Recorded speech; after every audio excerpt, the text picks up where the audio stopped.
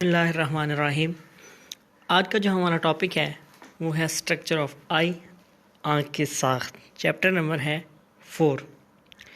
तमाम हवास में जो बसरी हिस्सा है वो सबसे पहले नंबर पर आती है, और जितनी भी इंफॉर्मेशन हम अपने माहौल से लेते हैं उसका जो 80% है वो हम अपनी बसरी हिस्स यानी देखने के हिस्से इस्तेमाल करते हुए वसूल करते हैं। बसरी हिस्स का जो उज़्व है वो आँख है, और आँख का मुहीत जो है वो रोशनी है। अब हम वजाहत देखते हैं कि जो हमारी आँख है वो कितने हिस्सों पर, कितनी तहों पर मुश्तमिल है। आँख की बुनियादी तौर पर 3 तहें या पर्दे होते हैं। सबसे जो पहला है वो है सिल्बिया या सफ़ेद पर्दा, दूसरा हमारे पास है मशमिया या अरूकी पर्दा, तीसरा हमारे पास है शिबकिया या जालदार पर्दा। उसके बाद एक डायग्राम है जिसमें उस आँख के मुख्तलिफ़ हिस्सों की वजाहत की गई है उसके मुख्तलिफ़ तहों के हवाले से। उसके बाद जो सबसे पहली तह है सल्बिया या सफ़ेद पर्दा, उसको हम डिस्कस करते हैं, और फिर आगे इसके जो हिस्से हैं उसको डिस्कस करते हैं। ये आँख की सबसे बैरूनी तह है जो सफ़ेद रंग के एक मादे स्क्लेरा से मिलकर बनी होती है। ये एक तरह का हिफाजती पर्दा है। फिर इसके आगे हिस्से हैं, ये पहली तह है, इसके आगे फिर मज़ीद हिस्से हैं। जो इसका पहला हिस्सा है वो है कॉर्निया। सफ़ेद पर्दे के सामने वाला जो हिस्सा है वो कॉर्निया कहलाता है। ये खमदार होता है यानी मुड़ा हुआ होता है।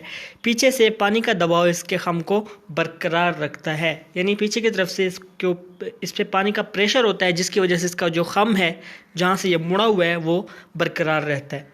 फिर इस पहली तह का यानी सफ़ेद पर्दे का दूसरा हिस्सा है कंजक्टिवा। कॉर्निया के ऊपर एक बारीक झिल्ली होती है जिसे कंजक्टिवा कहते हैं। ये झिल्ली कॉर्निया की इस्तरारी हरकत में मदद देती है।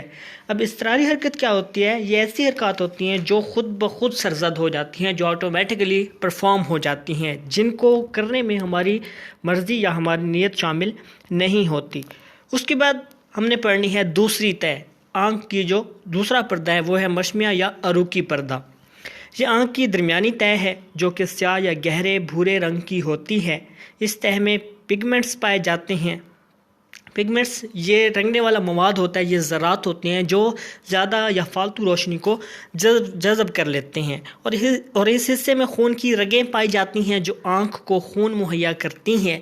इसके भी मज़ीद आगे हिस्से हैं। अब दूसरे पर्दे के भी मज़ीद आगे हिस्से हैं। तो सबसे पहला जो हिस्सा है वो है कुज़िया। अरूकी पर्दे के सामने वाला हिस्सा कुज़िया है।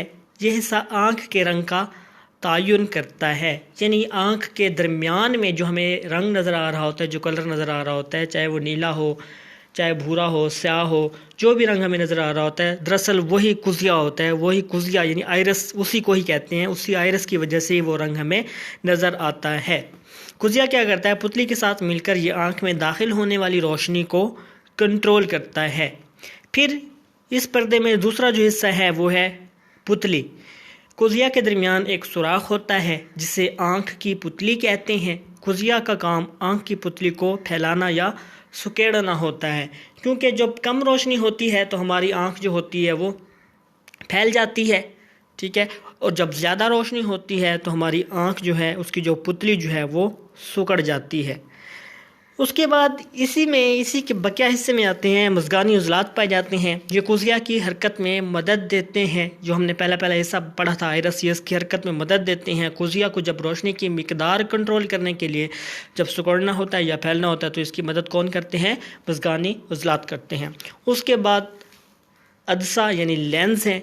कुज़िया के पीछे अदसा होता है जिसका काम आँख को करीब या दूर की बसारत के लिए सेट करना होता है। आजकल बहुत से आर्टिफिशियल लेंस भी इस्तेमाल हो रहे होते हैं दूर की बसारत के लिए या करीब की बसारत के लिए।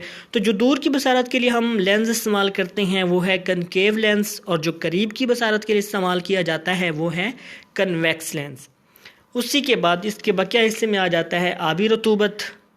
अदसे और कॉर्निया के दरमियान एक शफाफ रतूबत होती है जिसे आबी रतूबत कहते हैं। इसकी बदौलत ही कॉर्निया का खम बरकरार रहता है, जो कि हम पहले पढ़ चुके हैं कि पानी का जो प्रेशर होता है, जो दबाव होता है, वो उसके खम को बरकरार रखता है। उसके बाद जी आँख की तीसरी और अहम जो तय है या पर्दा है वो है शबकिया या जालदार पर्दा।